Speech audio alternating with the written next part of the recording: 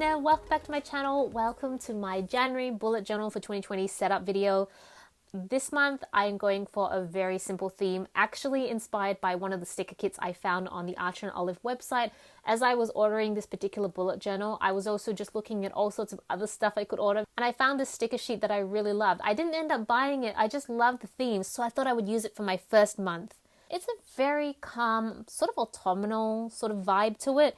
Even though in Australia, as I'm sure you've heard, is it extremely hot. We have bushfires. It's just extremely scary right now. So my theme doesn't really reflect the weather as it is, but it does make me feel very calm and at peace. And that is a big reason why I decided to go with it. I've also decided to go ahead and use watercolor pencils. I'm not necessarily using watercolors per se, but if I use watercolor pencils, it always gives me the option to go back and add a little bit of water so I can get that watercolor effect. So over on the next page, I am putting down my habit tracker. My habits are pretty much the same they've been for the last few months. I've just been tracking the exact same thing. I am considering taking away the hydration tracker at some point just because I never really need it, and I don't really think it's that important anymore so long as I feel hydrated. But one of the focuses for me this month is definitely my Japanese.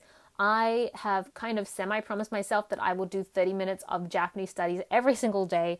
So let's see how I go. So far, so good. There was one time I did miss a day, and so I just made sure to do an hour the next day to keep up with it. Fingers crossed, I actually managed to stay on top of that. It's actually going to be super hard when I go back to work. I'm actually recording this on the weekend before I go back to work, so let's see what it's like once I actually start and go back to work. And after that, I am doing my mood tracker. There is something really calming about doing a mood tracker, even though I don't really know if there's a huge benefit to tracking my mood, but it's something I look forward to at the end of the day, and it does require me to reflect upon my day, see how I went and how things were, rather than just like, it was a bad day, ignore it, and then go to sleep. Like, I have to sit there and then pick a color to reflect how I'm actually feeling. So I find it strangely mentally calming to have to do this. So even though I'm not really sure if, like, when I reflect back on my mood tracker, was this actually helpful, it does help during the month. And then after that, I'm doing my monthly view. It was really interesting to set up the monthly view in the Archer and Olive journal because I'm so used to my Leuchtturm, so I'm very familiar with the spacing and how wide things can be. So I had to kind of relearn all that for the Archer and Olive journal. But I'm telling you, I've been using this now for the last couple of weeks and I am loving it so much. It is definitely one of the best bullet journal books I have ever tried. So if you are looking for a bullet journal notebook, highly recommend the Archer and Olives. They are amazing. Firstly, the paper is white, so it's very easy to photograph, and it's very easy for your watercolors and any colorings you do to be true to color. But the paper is nice and thick, so I don't have to worry about bleed through or anything like that anymore. So because my monthly setup was so short, I decided to go ahead and film my first week in my bullet journal as well.